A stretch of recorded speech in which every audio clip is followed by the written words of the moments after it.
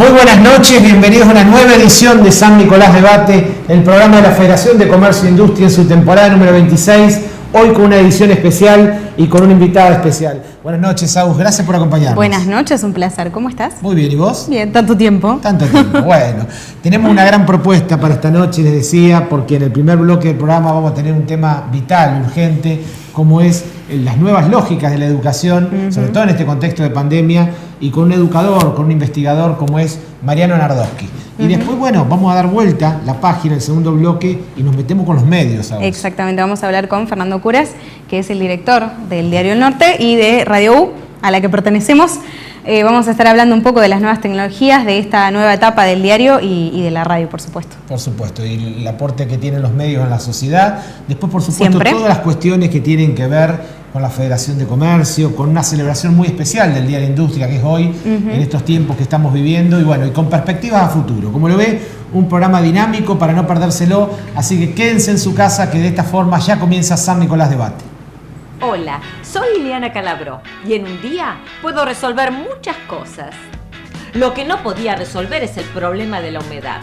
Por eso elegí Secoplac y en 24 horas, problema resuelto.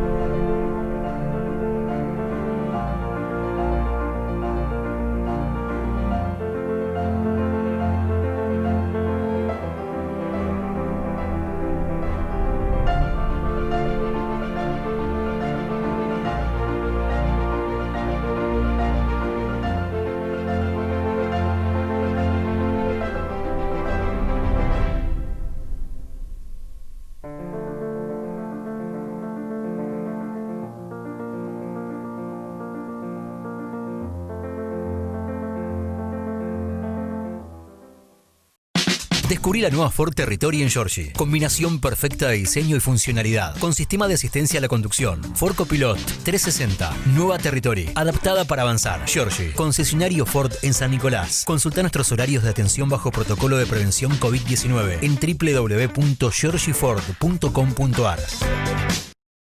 Que cuando más lo necesitas, estés donde estés, vayas donde vayas, estás siempre cerca tuyo. Grupo Asegurador La Segunda.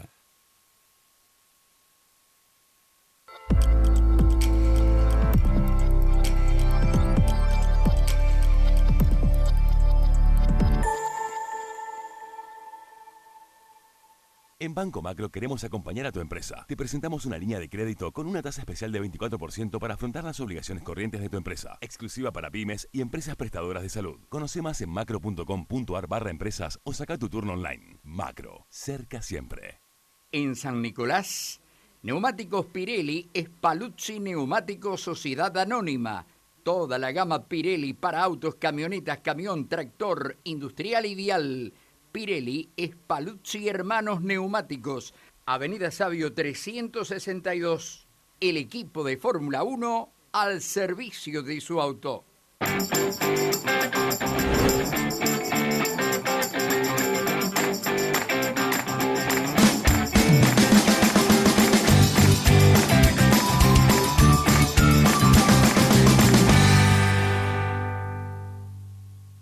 IAS, Instituto Argentino de Siderurgia, controles ambientales, sustentabilidad energética y reciclo de materiales, ensayos químicos y físicos, diagnósticos sobre procesos, cursos internacionales e InCompany.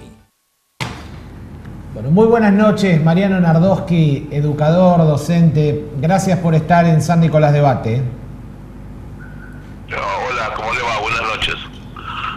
Bueno, Mariano, usted es un especialista en educación y obviamente esta es una cuestión central de un país, y le quiero preguntar a propósito de este pedido del gobierno porteño de reabrir las escuelas, de ampliar el protocolo, más allá de la necesidad de seguir educando. En su visión, ¿le parece que es el momento en el medio de la explosión de los contagios? Mire, yo la verdad que no lo puedo determinar. Yo soy un educador, no soy epidemiólogo. En general, los países del mundo que están volviendo a las escuelas son países que tienen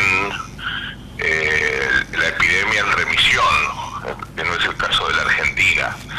En el caso de los latinoamericanos, prácticamente ningún país está volviendo a la normalidad educativa, excepto Uruguay, en donde los chicos van a la escuela día por medio, y en grupos muy reducidos, y incluso hay un 30% todavía de la población uruguaya que decidió no mandar a los chicos a la escuela. En el caso de San Pablo está por comenzar una opción, pero también solamente en los pueblos más chiquitos del estado de San Pablo. Así que la verdad que no es un panorama del cual sea sencillo decidir. Hay muchos componentes en juego y bueno, ahí los gobernantes parece que en este caso de la ciudad tienen distintas opciones, pero entiendo que todos actúan con buena fe y en algún punto se podrán poner de acuerdo. Y en cuanto a la adaptación, está bien, estamos de acuerdo en que quizás es el momento, no es, algunos lo están tomando, otros no, pero en cuanto a la adaptación, ¿qué le parece que ha sido esta adaptación a las clases no presenciales en general? Bueno, me parece que en principio hay que separar lo que son los alumnos conectados de los desconectados, es decir, hay un porcentaje muy importante de la población, en general la población más pobre, en peores condiciones socioeconómicas y culturales, que no tiene acceso a internet o que tiene un acceso muy malo con celulares, un celular por familia y prepago, un prepago muy caro para datos. Bueno, en esos casos yo creo que hay un déficit muy importante, lamentablemente. En el caso de los conectados, que probablemente sean la mayoría, pero dista mucho de ser todos, suponemos que son un 60%, un 70% aproximadamente de los estudiantes, ahí lo que muestran la evidencia, la encuesta que hizo el gobierno nacional, la encuesta que hicimos con Argentinos por la Educación, básicamente muestra que hay un gran compromiso de los docentes para tratar de reparar lo máximo posible de la situación, y también un gran compromiso de la mayoría de las familias y de los estudiantes. Hacemos lo que se puede, nadie estaba preparado para esto, y me parece que la mejor actitud para tener en temas educativos respecto de lo que estamos pasando es que es lo mejor posible, sabiendo que siempre va a ser una solución que no va a ser óptima, que va a estar muy lejos de ser la óptima. Sí, imagino también que hay como distintas realidades en lo que son las escuelas privadas, en lo que son las escuelas públicas y, como usted mencionaba, también en la realidad de los maestros, porque por ahí pensamos solo en la realidad de los chicos o de las familias que tienen, como usted decía, un solo teléfono, quizás con prepago, pero para los docentes también es toda una adaptación en cuanto a lo tecnológico, ¿no? Exactamente, también hay una encuesta que hizo CETERA, que también muestra que la mayoría de los docentes tienen una conexión muy mala a internet, algunos tienen un solo dispositivo para toda la familia, la mayoría de los docentes tampoco tienen un buen pasar económico y también tienen problemas con sus propios hijos, o muchas veces las docentes son mamás que son sostén de hogar, entonces efectivamente es complicado. Incluso para el caso de los docentes, la realidad es que están haciendo ese trabajo con sus propios dispositivos, su propia computadora, su propio celular, con una conexión a internet que la paga el propio docente. Bueno, es una situación es una anomalía, entonces creo que lo peor que podemos hacer es evaluarlo con criterios de normalidad, como si acá no hubiese pasado nada. Por supuesto que dentro de esa anomalía, bueno, se eligen distintos caminos. Ahora, en el caso de la educación, los países del hemisferio norte que están volviendo a cierta normalidad escolar, en principio son porque tienen más o menos remitido el tema del contagio, el contacto está en remisión, pero además en donde mejor funciona la vuelta a la escuela son en las sociedades más ricas, básicamente en el norte de Europa. En el sur de Europa, incluso en los Balcanes, en el Mediterráneo, bueno, ahí se torna todo mucho más complicado porque son países relativamente más pobres y en general hay una correlación entre su desarrollo de un país y hacinamiento en las escuelas. Entonces, si las escuelas, como en la Argentina, que las escuelas públicas suelen estar hacinadas y además están sobreutilizadas, porque usamos turno mañana, turno tarde, turno vespertino y turno noche, bueno, ahí la vuelta es más difícil porque hay que guardar distancia social. Claro. Y tenemos para un mismo espacio muy acotado muchos alumnos, entonces la distancia social es muy difícil de mantener. Ahí hay que ver cómo lo vamos resolviendo con el tiempo, pero me parece que la población tiene que estar enterada de que estamos atravesando una situación complicada, y lo que mejor podemos hacer por nuestros hijos en este momento es darle todo el apoyo emocional posible y tratar en la medida de nuestras humildes posibilidades de acompañarlos a la tarea educativa, que realmente es muy difícil. También muchas personas están valorando ahora la tarea del docente, que antes se lo criticaba tanto, y ahora nos damos cuenta que no es tan fácil enseñar como parece. Entonces, tal vez ese es un elemento positivo, darnos cuenta de esa situación, pero mientras tanto me parece que hay que asumir nuestro papel de adultos y seguir empujando este carro para que salir adelante de la mejor manera posible, que es un esfuerzo cotidiano. Igual esta idea que hay ahora de que los alumnos no se tienen que aburrir en la escuela es un poco superficial. Yo creo que nos aburrimos en la vida muchas veces y las escuelas forman parte de la vida. Hay momentos en donde conocer implica un disfrute y una diversión, y hay otros momentos donde conocer y aprender implica esfuerzo, implica sacrificio, muchas veces aburrimiento, y eso no está mal, no está ni bien ni mal, eso es lo que forma parte. La idea de querer hacer de la escuela un show, lo único que trae es más frustración, porque en ningún lugar del mundo las escuelas son un show, solo en algunas películas que parece que un profesor de filosofía puede mantener a la clase totalmente concentrada durante mucho tiempo. Eso pasa en algunos maestros, pero es imposible que pasen todos. La mayoría de los maestros, como es mi caso, la mayoría de los docentes que desempeñamos normalmente en otra profesión, y hay días que tenemos mejores que otros y hay clases que son mejores que otras, y con un grupo de alumnos tenemos más empatía que con otros, y con algunos alumnos más que con otros. El tema es que podamos hacer bien nuestro trabajo y dejar de pensar que tenemos que estar todo el día entusiasmados, ¿no? La idea de que un docente tiene que entusiasmar constantemente a sus alumnos me suena un poco psicótica, porque la verdad que nadie está entusiasmado todo el tiempo. Pues hay momentos para estar entusiasmado, hay momentos para deprimirse, para entristecerse, para estar serenos, para estar optimistas, para estar escépticos. Bueno, es la vida misma. Sí, tal cual, es como el reflejo de lo que uno puede estar en cualquier trabajo, ¿no? No, por ahí pensaba un poco en relación a lo que decía Baltasar, de que los chicos se aburren. Por ahí esto es una oportunidad para incluir un poco la tecnología, para modernizar la escuela argentina, que en ciertos aspectos es muy arcaica.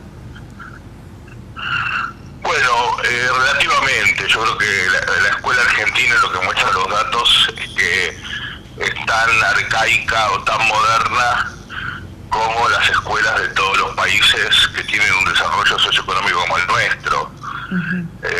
Incluso en los estados pobres de los Estados Unidos tienen escuelas bastante parecidas a las nuestras. Es cierto que en Estados Unidos son una minoría y acá es la mayoría, pero tampoco nos podemos comparar con una escuela de California o de Finlandia o de Estonia o de Singapur, porque el Producto Bruto Per Cápita de todos esos países es 10 veces más que el nuestro. El de California 100 veces más que el nuestro. Entonces me parece que hay que ser un poco equilibrados en ese tipo de percepciones. Yo creo que la Argentina tiene enormes problemas educativos. De hecho, yo publiqué en 2018 un libro, El colapso de la educación, que incluso lo presenté ahí en San Nicolás, en la Fundación Libremente, que preside el doctor Orlando Elita, y tengo un diagnóstico muy escéptico de la educación argentina, pero también hay que tener en cuenta que no podemos tener una educación de primera en un país que tiene los problemas políticos, sociales y económicos que tiene la Argentina. Sería un poco ingenuo. Por supuesto que desde la educación hay mucho por hacer, creo que la clase dirigente argentina no está interesada en el tema educativo, lamentablemente la mayoría de ellos, y como clase hay algunos dirigentes que están interesados, pero la mayoría no, y no solo la política. Los empresarios no tienen un proyecto educativo, la CGT o la CTA, la dirigencia sindical tampoco lo tiene. Entonces, me parece que hablar de educación también significa ver cómo podemos ponernos de acuerdo en algunos puntos que son necesarios para poder avanzar, como por ejemplo el tema del financiamiento. No puede ser que un chico de Formosa tenga 5 veces menos financiamiento educativo que un chico de las provincias del sur, que no es posible que las clases medias crean que solucionan su problema educativo mandando a los chicos a las escuelas privadas, que tenemos que mejorar la ratio de aprendizajes, que está muy por debajo de muchos países de América Latina incluso. Que hay una enorme tarea para hacer, pero también sabiendo que la educación no va a resolver todos los problemas de la Argentina, ni mucho menos. Tal vez sea algún momento como para que la política, en términos generales, no solamente en términos educativos, se ordene un poco y pueda trazar un proyecto más o menos razonable de país. No que estemos todos de acuerdo, pero sí que nos pongamos de acuerdo en algunas cosas y sobre todo que delimitemos en qué no vamos a estar de acuerdo. Así podemos avanzar en otras. Bueno, el desorden que se ve en otras áreas de la vida argentina, lamentablemente también se ve en la educación, y eso trae consecuencias a largo plazo porque tiene que ver con la educación de los chicos y con el futuro.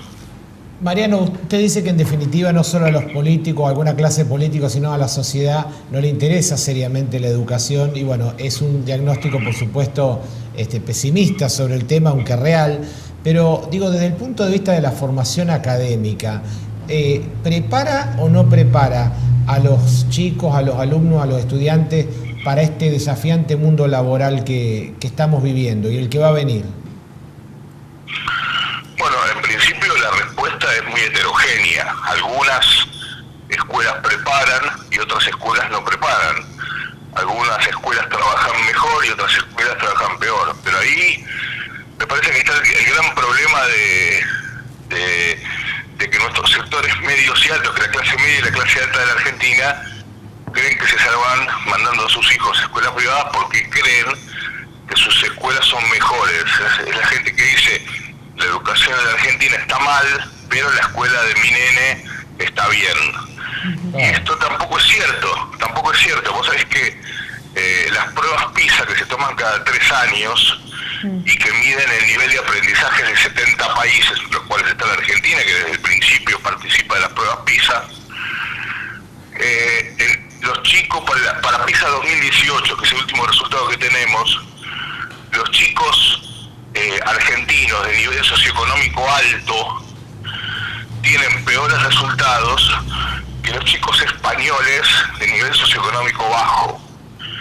Y España es uno de los países más retrasados de la Unión Europea. Si nos comparamos con Suecia, con Finlandia, con Dinamarca, las diferencias son aún mayores. Es decir, que los ricos de la Argentina, los más pudientes de la Argentina, no llegan al nivel educativo de los menos pudientes españoles. Bueno, ahí tenés un ejemplo claro de tu pregunta. Es decir, por más que esas escuelas puedan ser mejores que otras, siguen estando muy lejos de lo que podrían llegar a ser. Y por otra parte, ese ejemplo nos muestra algo mucho más triste, que es que hace 70 años la situación era inversa. La educación argentina era mucho mejor que la educación española. Si no tenemos datos de pruebas internacionales, porque hace 70 años no había, pero a principios del siglo XX claramente las escuelas argentinas eran mejores que las españolas, y los educadores españoles venían a la Argentina a ver cómo era el milagro de la escuela pública argentina. Entonces, efectivamente, por eso yo soy escéptico, no pesimista, porque me parece que hay algunas opciones, pero sí soy escéptico de que esas opciones ocurran. Ahora también, o tampoco le podemos echar toda la culpa a la dirigencia, En algún punto la sociedad argentina no habla de educación, o solo habla para resolver su vida íntima, su privacidad, la educación de sus chicos, pero no lo habla públicamente. El único que habla públicamente de educación en la Argentina es el sindicato docente. Y eso está bien, eso ocurre en todo el mundo, es lógico que así sea, pero lo malo es que es el único que habla, el único que plantea algunas cuestiones, y obviamente las plantea desde su propio punto de vista. No es que los sindicatos docentes argentinos sean mejores o peores que los del resto del mundo. Huelgas docentes salvajes hay en Canadá, en Estados Unidos, en Inglaterra, no es un tema meramente argentino. Pero sí es un tema argentino, a diferencia de otros países, que ni los medios ni la sociedad civil en su conjunto ponen a la educación como un tema presente todo el tiempo. Y eso realmente es nuestro problema. Eso es algo que no le podemos echar la culpa a ninguna dirigencia, sino que tiene que ver con nuestra capacidad de resolver nuestros propios problemas, o por lo menos de ponerlos en la agenda para poder debatirlos. Mariano, el tiempo se nos fue, le queremos agradecer mucho la participación. Indudablemente la educación es un problema demasiado serio como para tener tantos compartimentos estancos y como para no tener una política de Estado, que es seguramente lo que nos falta para desarrollarnos. Muy amable por los conceptos y le mando un saludo. Un abrazo, muchas gracias, un saludo para todos por allá. Hasta luego, Mariano. Gracias. Hasta luego.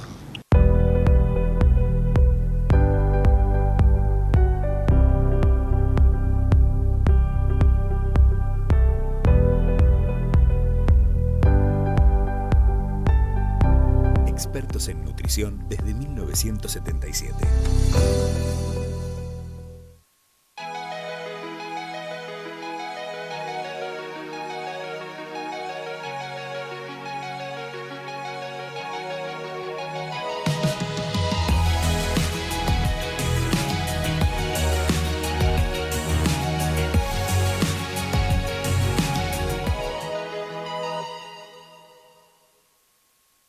H2 Orgánicos, vegetales hidropónicos, alimentos sanos y ricos en nutrientes para una dieta equilibrada.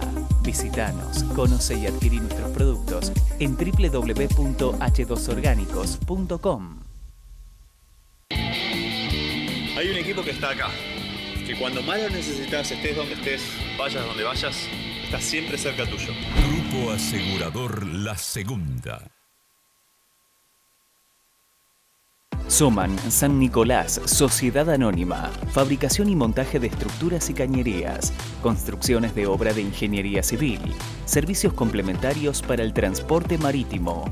www.somansannicolás.com.ar. Líder Print, venta y alquiler de fotocopiadoras e impresoras. Más de 15 años de trayectoria en el mercado local y regional, brindando excelencia en soluciones para la gestión documental de su empresa. Bolívar 574 44 28 781.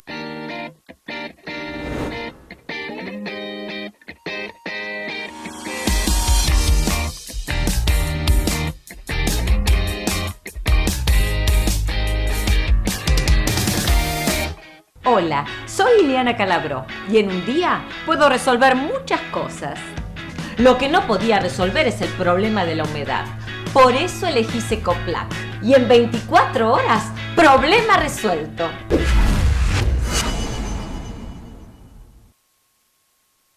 Muy buenas noches, bienvenidos a la segunda edición estamos en el segundo bloque, de San Nicolás Debate, el vértigo de la primera nota. Y como le habíamos anunciado, está con nosotros el director del Diario El Norte. Buenas noches, Fernando Cura. Buenas noches, ¿cómo estás, Agustina? ¿Cómo estás? ¿Qué tal? Bueno, muchos temas para hablar, Fernando. Agradecemos tu presencia porque, hace mucho tiempo trabajás en los medios, pero en San Nicolás hace muy poco tiempo que estás, pero se notan cambios notables en lo que tiene que ver con el Diario El Norte, con la Radio U, y queremos precisamente conocer esto. ¿Cuál es tu visión del medio? Bueno, gracias primero por la invitación. Segundo, sí, hace poco tiempo que estoy acá en San Nicolás, 5 meses, así que es un plazo, digamos, corto o largo, depende de cómo lo midas. Y con el diario estamos tratando de estar un poco mejor, de posicionarnos, de cambiar algunas cosas. Si vamos puntualmente a la radio, bueno, estrenamos estudio nuevo hace un mes y medio aproximadamente. Faltan algunos detalles todavía, pero creo que va bien. Por eso estrenamos una buena programación. Tenemos 14 horas de programación continua de lunes a viernes, que eso es muy positivo para la radio y bueno, para el tema de lo que es el periodismo en San Nicolás. Tenemos también programación el fin de semana y también algunos días por la noche, después de las 9 de la noche hay algunos programas también. ¿Y el desafío periodístico de San Nicolás? El desafío periodístico de San Nicolás es grande.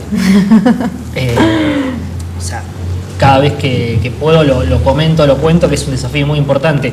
Porque, a ver, hablando de San Nicolás, que yo insisto que es una ciudad grande, quizás algunos nicoleños la piensan como que es chica y demás. Si uno la analiza, es la tercera ciudad de la provincia de Buenos Aires, del interior. Si hablamos Mar del Plata, Bahía Blanca, San Nicolás, en esa escala.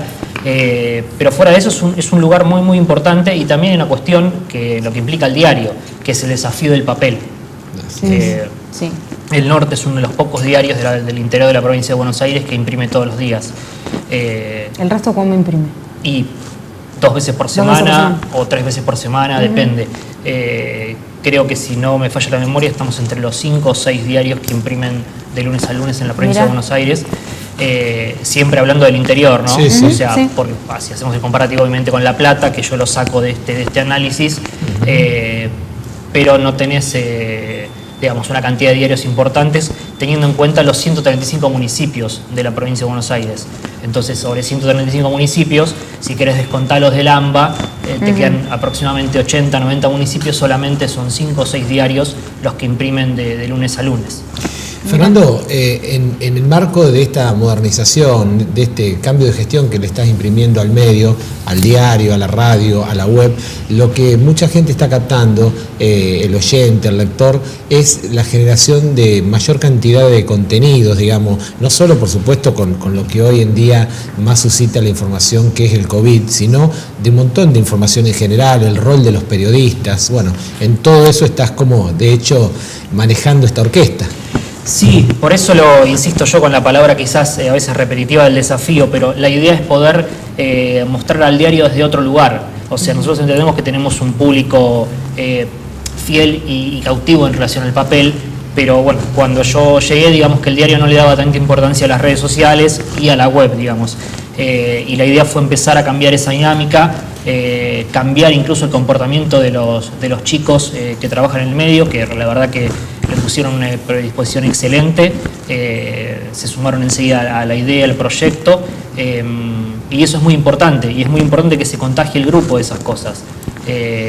Incluso para generar contenidos en la radio, empezamos a generar contenidos para Instagram, entonces es como que hace que todo, digamos, la rueda y los eslabones de una cadena empiecen a girar o a funcionar, y eso es muy positivo. A veces uno veía quizás el diario un poco más aletargado, incluso no solamente por lo que veo yo o veía yo, sino quizás por algunos comentarios de algunas personas cuando fui llegando a San Nicolás, es lo que se veía.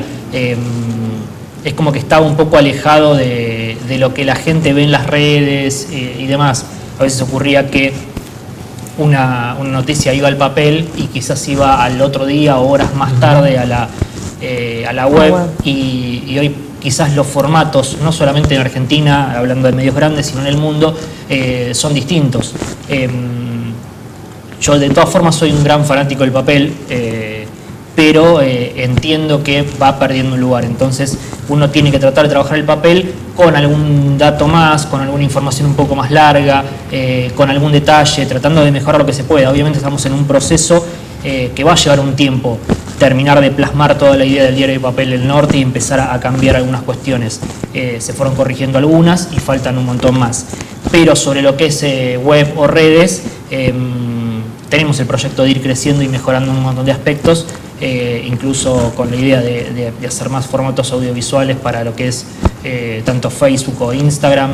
El crecimiento de Instagram que logramos en muy poco tiempo fue muy grande. En términos de 4 meses crecimos un 100% en Instagram, notable, incluso en números de interacción y seguidores. Sí, yo te iba a decir eso, que como que noto que la digitalización, sobre todo con las redes sociales, que es una generación a la que el papel hoy quizás no llega tanto o no llega directamente, me parece como que se reposicionó el diario en ese sentido, de que se acercó a un público del que inevitablemente por su forma de ser se estaba alejando y generó mucha interacción. Yo veo mucho las historias y todo eso de Instagram y hay mucho feedback de la gente, mucha participación. Eso me parece que está bueno porque como que acerca al diario de nuevo a un lugar que estaba perdiendo. Sí, eso es cierto. En ese sentido tengo que destacar mucho el laburo de Ezequiel Guisone y de Guillermo Insúa, que realmente es un trabajo muy, muy bueno. Las ideas de Ezequiel o las preguntas que muchas veces generan el fin de semana, los disparadores exactamente, que hay el fin de semana, o la idea de videos que a veces no son necesariamente contenidos de San Nicolás, pero sí que son contenidos de Argentina o de otro lugar del mundo, que a veces te llevan a una pregunta, a una interacción y creo que está bueno. Fernando, y la mirada más allá del diario El Norte y de este medio que vos le asignás a los medios de comunicación en la sociedad, en la influencia en la sociedad. Muchas veces dicen que la opinión pública es la opinión publicada, digamos, y los medios ayudan a moldear también un poco estas miradas. ¿Qué influencia le generás vos? Yo creo que los medios tienen un papel preponderante en la sociedad. Yo no sé si estoy tan convencido con el paso del tiempo de que los medios o esa frase histórica del cuarto poder. Creo que esas cuestiones cambiaron un poco en relación a lo que permiten hoy las redes o la viralización o la cuestión de la democratización de la información. Hoy puede ser que alguien pueda tener su propio portal y ser 3 personas trabajando, 4. No necesita tanta estructura. Exactamente, las estructuras se achican mucho. Por eso también, y termino de contestar esta pregunta, ¿no? Pero empieza la gran crisis de los medios grandes, porque hay una estructura que hoy como empresa es muy compleja. Si uno se pone a pensar que quizás tiene 35 o 38 trabajadores, a los cuales están todos en blanco, tienen todas sus cargas sociales, cumplen un horario, y hoy el periodismo va mutando a otra cosa. El tema es poder reconvertirse, cambiar un poco, mejorar estructuras para poder brindar un mejor servicio y también crecer y mejorar como empresa, porque si no, ocurre que te vas quedando en el tiempo y si uno no se ayorna, termina quizás fallando e incluso empresas como grandes terminan cerrando, incluso de los medios de comunicación, hablando de empresas grandes del interior, o que dejan de imprimir y empieza a tener menos llegada. Hay que empezar a buscarle la vuelta por ese lado. Y volviendo al tema puntual de los medios en sí, tienen una importancia. Sí, yo insisto, no sé si son el cuarto poder hoy, pero sí, y a su vez también como periodista y creo que los empresarios de los medios también tienen que empezar a tomar las cosas con un poco más de responsabilidad en el sentido de lo que se emite, cómo se emite, en los momentos. Hay veces que, en los últimos años se trabajó mucho y se habló mucho del tema del periodismo militante. Sí. Para mí, o sos militante o sos periodista. Totalmente. Vos podés tener... ahí le asignás un claro distingo, digamos, no es lo mismo. Exacto, vos podés tener... Es que no es lo mismo y no debería serlo tampoco. No debería serlo, y yo no estoy en desacuerdo en que vos plantees tu ideología, ya si seas kirchnerista, peronista, macrista, del Partido Obrero, del Partido Comunista, no importa, para tratar de hacer un amplio análisis. El tema es lo que vos después manejes o te manejes como periodista, porque lo que está, lo que está mal y lo que está bien, es como los hechos son sagrados, las interpretaciones son libres, pero algo que pasa y tenés que contarlo. Después vendrán los análisis, las interpretaciones, que también van relacionadas con el bagaje o intelectual o de familia o de crianza que cada uno tenga y de su propia ideología. Pero creo que es muy importante separar la militancia del periodismo, porque no creo que el kirchnerismo haya hecho todo mal y no creo que el macrismo haya hecho todo mal, por poner dos antípodas en lo que es hoy la actual grieta. Creo que tampoco todos los empresarios son malos, ni todos los empresarios son buenos. Hay buenos y malos, como en todo. Entonces, pasa por analizar bien la responsabilidad de lo que uno comunica. Que a veces la inmediatez no le gane al hecho de chequear una fuente, de chequear una información, de estar seguro de lo que uno dice. Porque a veces uno puede pedir disculpas, pero ya el daño está hecho o la mancha está hecha. Entonces es muy complejo eso y hay que tratar de medirse lo más que se puede. A veces no correr detrás de ser el primero, porque sí, no es o sea, yo separo un poco lo que es el periodismo del marketing, porque muchas veces cuando uno crea una empresa o una marca, a veces no importa si llegás bien o mal, lo importante es ser el primero, crear la marca para, aunque sea, meterse en el mercado y de ahí empezar a funcionar. Yo creo que en el periodismo es un poco distinto, a veces conviene, al margen de que todos percibimos la primicia y que la primicia es un punto de rating, etcétera. Pero de todas formas es como que tomarse el segundo para chequear o revisar las cosas está bien.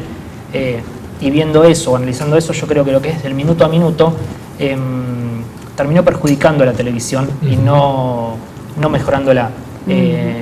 Porque a veces el minuto a minuto te lleva a cambiar literalmente en un minuto, en 60 segundos. Y a veces un programa, un producto necesita 10 minutos, una hora, 2 horas, un mes, 3 meses.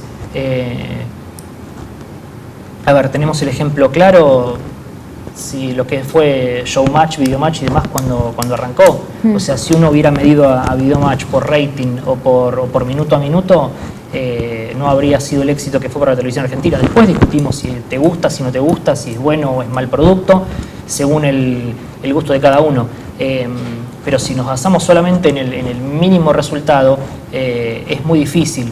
O sea, no llegas a un real análisis de las cosas. Pero lamentablemente estamos en esta sociedad, las cosas cambiaron, no solo en Argentina, sino en el resto del mundo, porque uno, si tiene la suerte de viajar o de conocer otros lugares, sabe que los medios están todos en la misma crisis. Sí, totalmente. No, pero yo por ahí pensaba lo que vos decías al principio, de por ahí detenernos en esta vorágine de las redes sociales y de la inmediatez, que viene imprimiéndose hace poco, pero me parece que se aceleró bastante el último tiempo, y repensar qué es lo que estamos haciendo como periodistas y como medios de comunicación. Porque la inmediatez ha ido un poco en detrimento de la calidad de la información y quizás darnos cuenta de que en realidad hoy no es que, como se decía al principio, todo el mundo es periodista porque tiene un teléfono o todo el mundo es fotógrafo gráfico porque tiene un teléfono, sino pensar al revés, qué estamos haciendo y cómo llegamos hasta acá para mejorar lo que veníamos haciendo, porque es como un clic, me parece, que nos aceleramos y dijimos, bueno, vamos corriendo atrás de todo esto que se dio y de repente nos dimos cuenta de que no era tan bueno o que no habían cambiado tanto las cosas.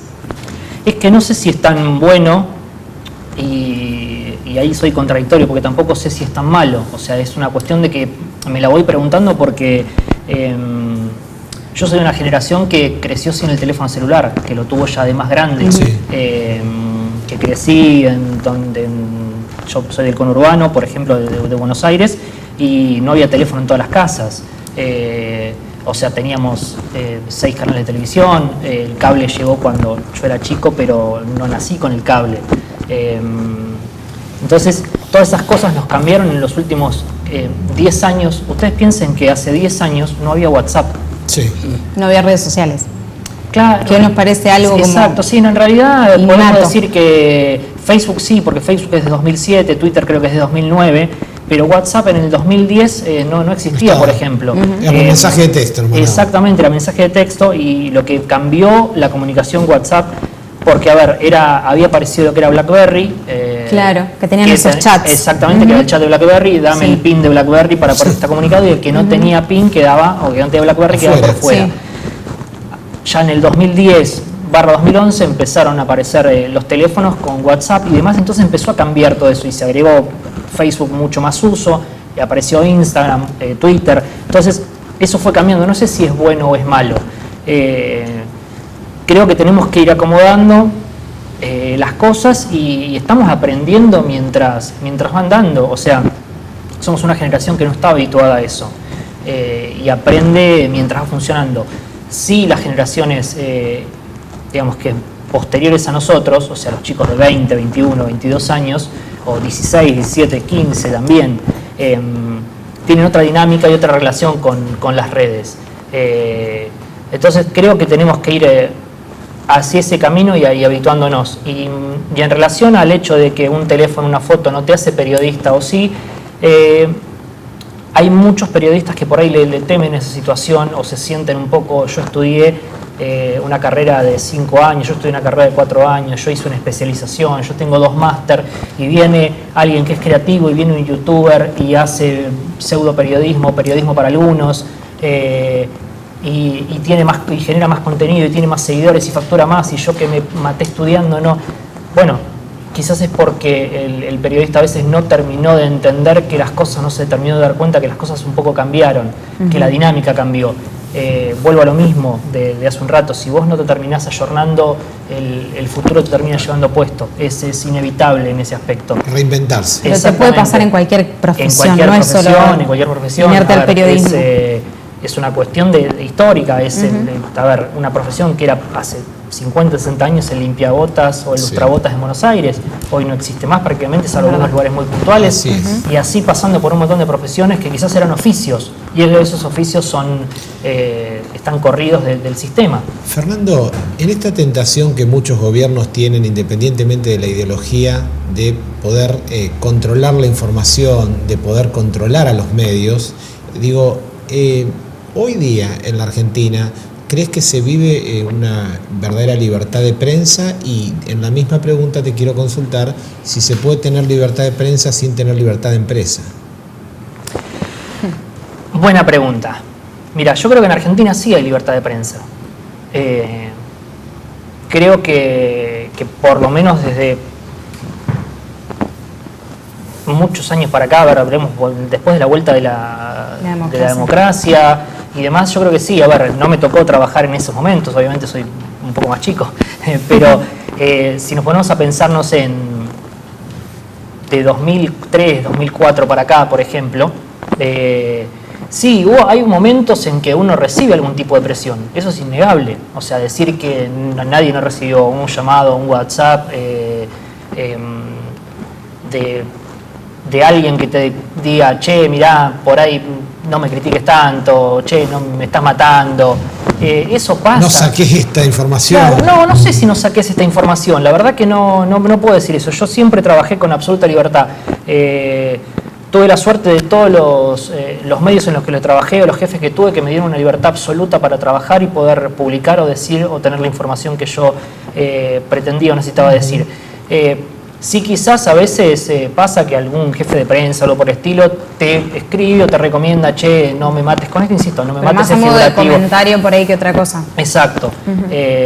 A veces también hay enojos grandes con un periodista cuando quizás uno le toca trabajar por ahí en alguna función pública o algo por el estilo, que se pone del otro lado, y también hay roces, pero son roces lógicos del trabajo. O sea, sí, quizás lo que molesta muchas veces son algunas operaciones que han pasado con las redes, con algunos periodistas, algunas cuestiones, y sí, es cierto que hay periodistas que han recibido amenazas, eso es innegable, pero en líneas generales hay una libertad. No es que alguien va a pensar que por no sé, pensar distinto puede llegar a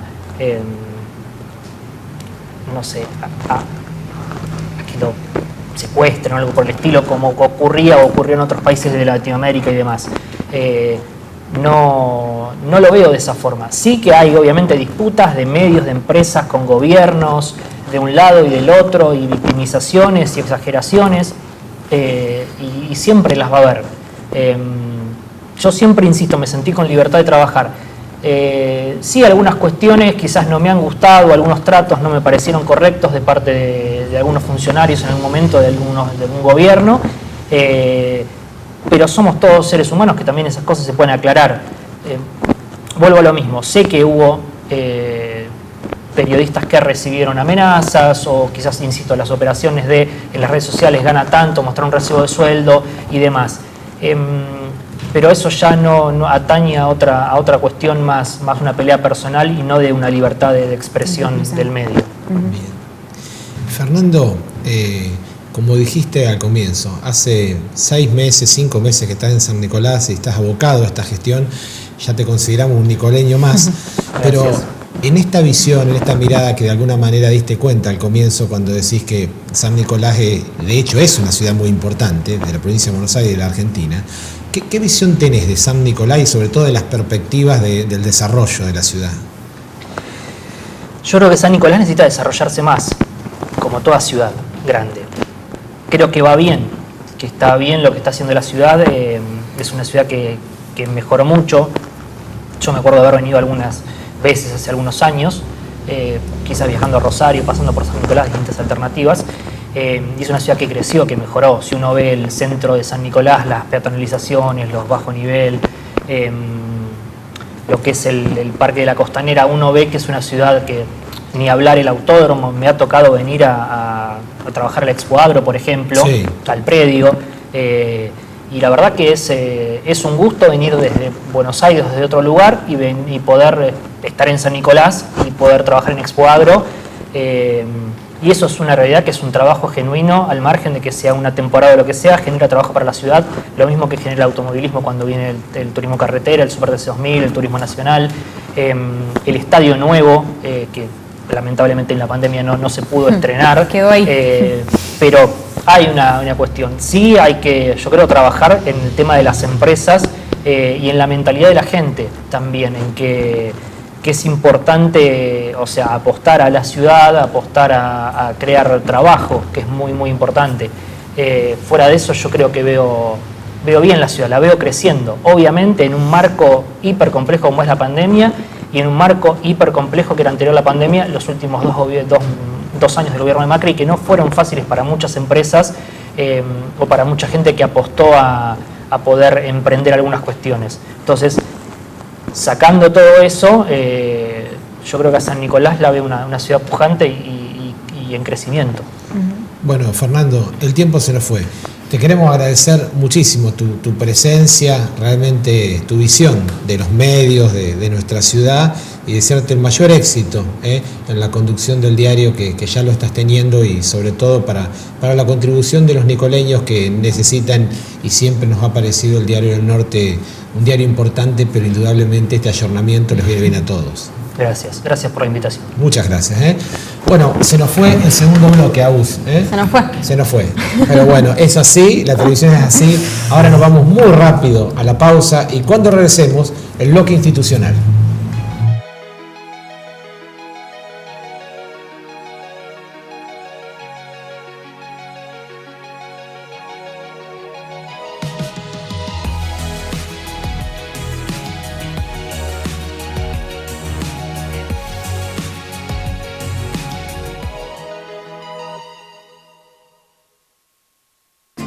Electromallas, Sociedad Anónima. Porque estamos desde los cimientos, acompañamos tu crecimiento. Electromallas, Sociedad Anónima. Álvarez 28, teléfono 443-5029. Líder Print, venta y alquiler de fotocopiadoras e impresoras. Más de 15 años de trayectoria en el mercado local y regional, brindando excelencia en soluciones para la gestión documental de su empresa. Bolívar 574, 44 28 781. En Banco Macro queremos acompañar a tu empresa. Te presentamos una línea de crédito con una tasa especial de 24% para afrontar las obligaciones corrientes de tu empresa, exclusiva para pymes y empresas prestadoras de salud. Conoce más en macro.com.ar/empresas o saca tu turno online. Macro, cerca siempre. Empresa Bercel y Hermanos, Sociedad Anónima. Incorpora nuevas tecnologías para el control de sus usuarios. Con el sistema automático de recargas, agilizará la recarga de tu tarjeta Mi Boleto y la comodidad de un centro de recarga cerca tuyo. Consulta en la web Empresa Bercel y Hermanos. Más de 40 años transportando historia. Leval. 44 años dedicados a la industria metalúrgica. Calidad certificada bajo normas ISO 9001. Bueno, damos comienzo al bloque institucional de San Nicolás Debate. Vertiginoso, los protagonistas, la información en este tramo del programa. Exactamente. Bueno, al principio con Nardowski hablábamos un poco de cómo estamos todos con la educación en este momento tan difícil, y de adaptaciones de las plataformas, de las personas, de la forma de pensar la educación, porque no es solo adaptarse a las nuevas tecnologías, sino también repensar la forma en la que educamos y somos educados.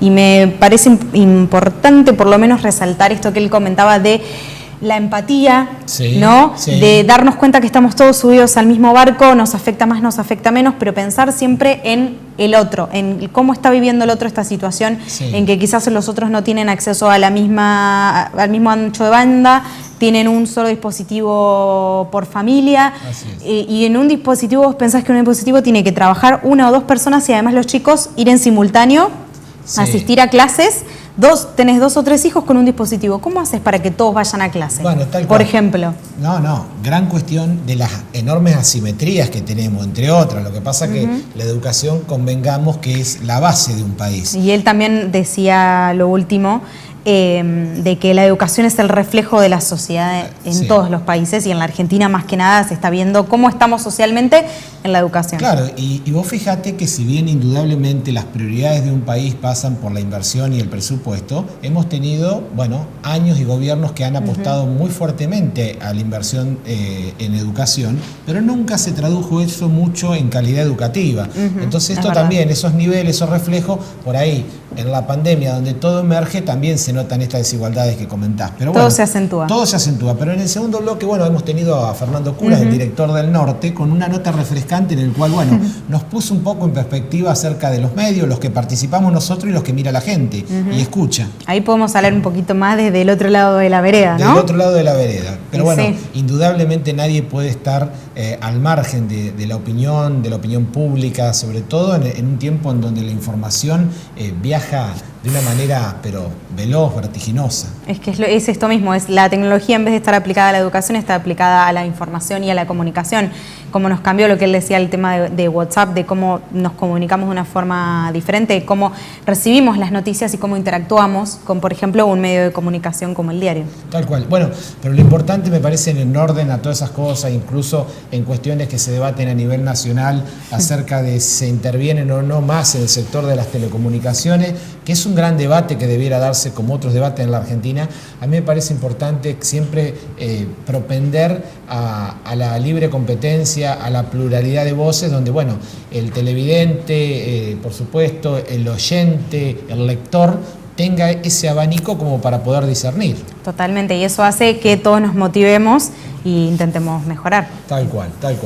El proceso de mejora continua. Totalmente. El proceso de mejora continua. Así que Agus, hasta esta instancia del programa, ¿todo bien? ¿Te has sentido cómoda? Por supuesto, como siempre. ¿Y en la radio? Más todavía. Más todavía, estamos por Radio U todos los mediodías ahora. Exactamente, de 12 a 13, 89.9. Bueno, ahí tiramos el chivo, somos fuera de serie, así que ahora te propongo, vamos a la última pausa y cuando regresemos, el editorial del cierre. Piaggio, elementos de seguridad industrial y ropa de trabajo, distribución y representación Ombú, Funcional, Boris, Pampero, De Pascale, AT, Libus, MSA, 3M, UQ, Piaggio. H2 Orgánicos, vegetales hidropónicos, alimentos sanos y ricos en nutrientes para una dieta equilibrada. Visítanos, conoce y adquirí nuestros productos en www.h2orgánicos.com.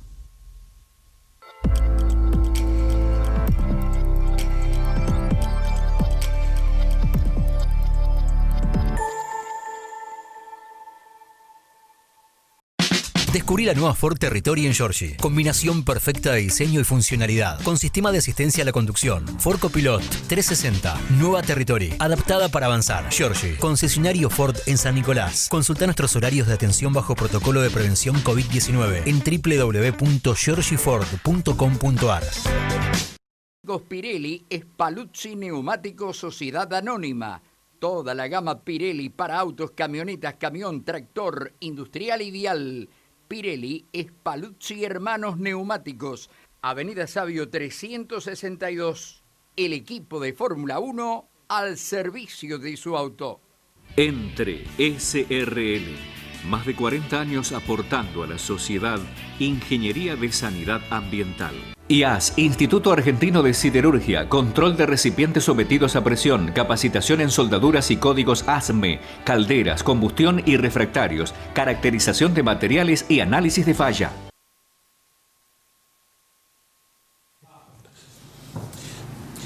Hemos llegado al final de San Nicolás Debate.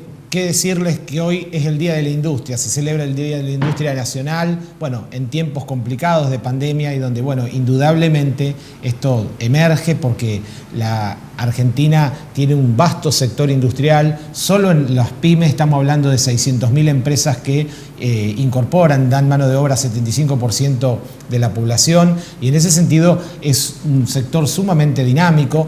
En ese marco, por supuesto, el presidente de la Nación utilizó lo que tiene que ver con las instalaciones de la Unión Industrial Argentina para dar a conocer 4 líneas, 4 medidas que el Ministerio de Producción va a generar en un programa económico para la reactivación productiva post-pandemia que se va a dar a conocer en una semana. Pero bueno, los ejes principales del anuncio tuvieron que ver con una nueva línea de financiamiento que va de los $500 millones a los 2.400 millones de dólares, 240.000 millones de dólares para las pymes, todo lo que tiene que ver con un proceso de inversión digital y de transformación en las líneas de producción, todo lo que tiene que ver con un nuevo sistema de asistencia para la pyme, y también la importancia de promover la erradicación de parques industriales y tecnológicos.